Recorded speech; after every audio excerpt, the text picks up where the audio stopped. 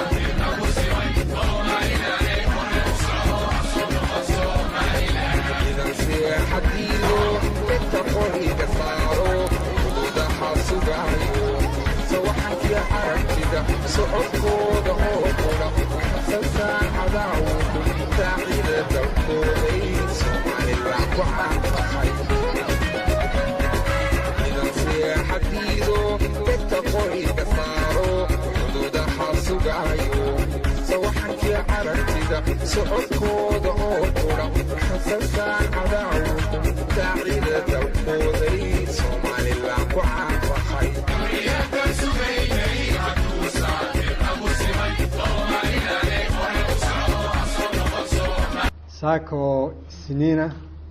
oo bisha tahay 8 waxaan ka soo laabanay dalka Djibouti annagoo wafdi uu hogaaminayay madaxweynuhu oo ka kooban wasiiro iyo taliyayaasha ciidamada intii aan joognay Djibouti si wanaagsan oo mirgale oo qurux iyo xaraga leh ayaa naloo soo dhaweeyay waxaanu saragnay madaxweynaha waxaanu la kulanay wasiirada dhigayaga waxaanu soo marray kormeer ku soo marray mashaariic xarumada oo aad iyo aad u badan oo qiimo badan oo ku dayasho mudan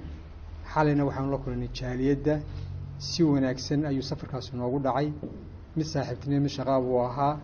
mid inaga dhaxeeyay ninkii Djibouti weeye sida caadi ahaan jirtay hadii jarmalka madaxweynaha la doorto wadanka ugu horeeya uu tagaa waxay ahaan jirtay Djibouti taasoo ka turjumaysa يعني ehelnimada iyo maxay raadayay cilaaqaadka wanaagsan ee naga dhaxeeya dhinac walba aad bay maasantii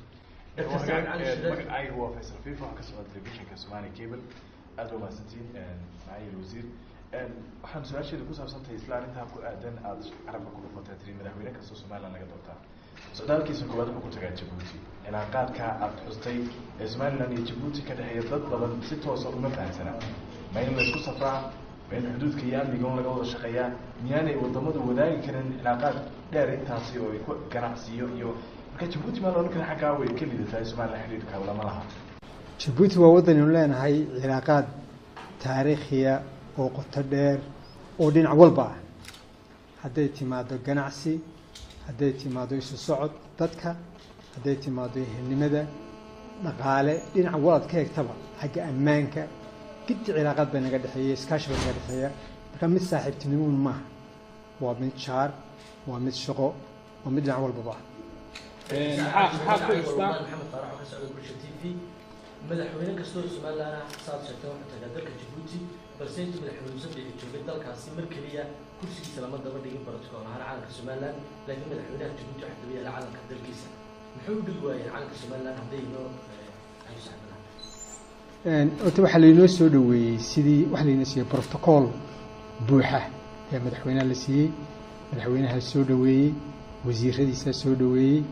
si wanaagsan oo milgale ayaa naloo qaabilay qasrigan loo ku qaabilay markastaba waa sida madaxweynayaasha loo qaabilo laakiin waxa dogaato horta inaan deelayna wali aan layna ictiraafin taana maskaxda ku hayada laftigeeda calamo fara badan dee maxaan idhahdaa waa nala ku soo dhaweeyey oo Somaliland intaanu joognay haddaanay dabool macnaheedu maaha taas si fiican oo milgale laynooma soo dhaweynin ifaa sida la soo dhaweeyey sida ugu qiimaha badan leh anu muddo badan baan dowladda kusoo jiray iminka ilaa 8 sannadood